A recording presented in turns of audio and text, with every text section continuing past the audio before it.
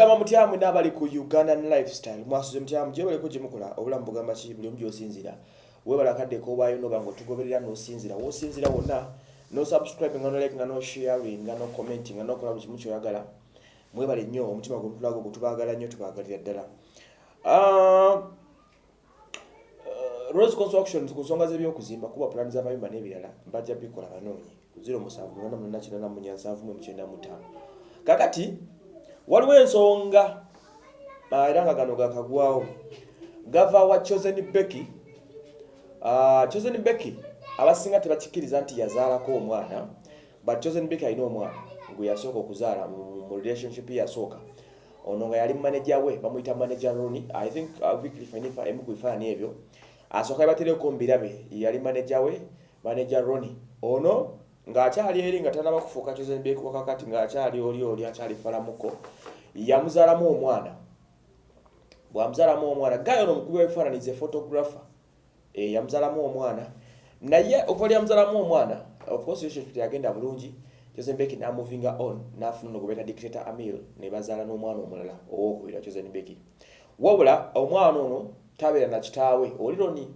Ronnie avuddeyo ne yekubira omulanga n'agamba nti mu butuufu Chosen Becky maama wa Chosen Becky ne dictator Amil bamulemesezza okumiitinga omwana we era yekubidde omulanga ayadasaba ne kooti if possible kooti bannamateeka bannamawulire muve mu mutaase ku Chosen Becky aganye okubanga amukwasa omwana.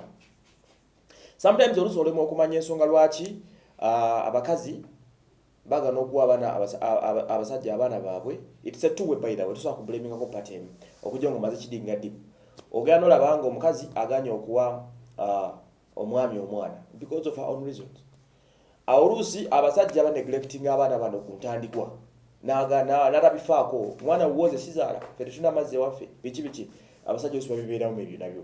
Kati omusajja mukazi natoba n'omwana nanyiga naga omwana kambere naye sijja mukuwa oba kitegeera. This is common fact emu esooka ng'ovudde ku birala. Rema ne Kenzo Rema alemedde omwana up to now myezi oba simanyi ba myezi 5 tugana mu mwaka mulamba kati yalemera omwana yagana omumuwa oba kitegeera. But olaba nga buli omwana alina capacity erabira omwana. Rema asobola omulabirira ne Kenzo asobola ki abutuusa kati kumanya nsonga ki ntuufu okujja nga Kenzo yajoogedde ne Rema nakola ki n'ajoogera. You've seen Kenzo so many times nga ajja n'asaba omwana mpa omwana nabeko ku mwana ne bamumye. The same is applying here ku Chosen Becky n'ono omukulu manager Ronnie oba kitegeera manager we. The situation era yemweriwa ono agamba omusibuka agamba bamumye omwana ase mwana akoze ki amulemedde.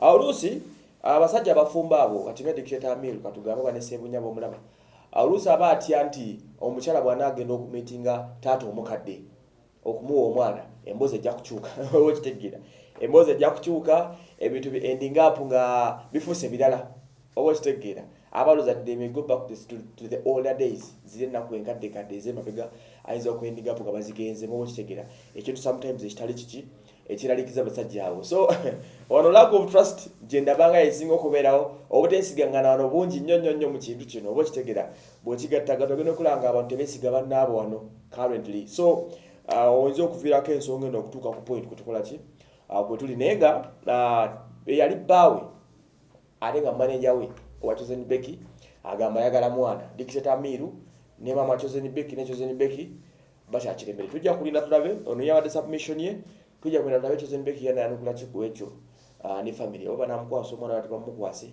tunaabirabire nze wasoma ndimanyi okuba nga mutugoberera.